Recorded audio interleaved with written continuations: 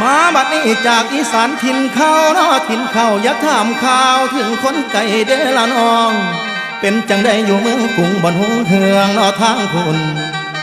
หลายงานบุญบอกมาบ้านบุญปีใหม่หรือสงกรานต์บังไฟล้านบ่เห็นข่าวคำ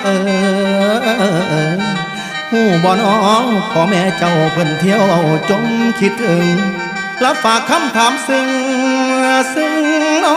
ซึ่งลูกลาแม่อยู่แนวใดฝากของไปให้แนวมัดลูกแม่อาเพิ่นมาบ้านเราว่าทำงานอยู่ตึกไกลแม่โทรไปปัดเบอร์เปลี่ยนคำได้บ่น้อของฝากไปกับหมู่เพื่อนแม่จำได้เจ้ามากตายมีทั้งต้มหน่อไม้แม่ผูกใส่น้ำถุงเห็ดบ่แบ่งกิน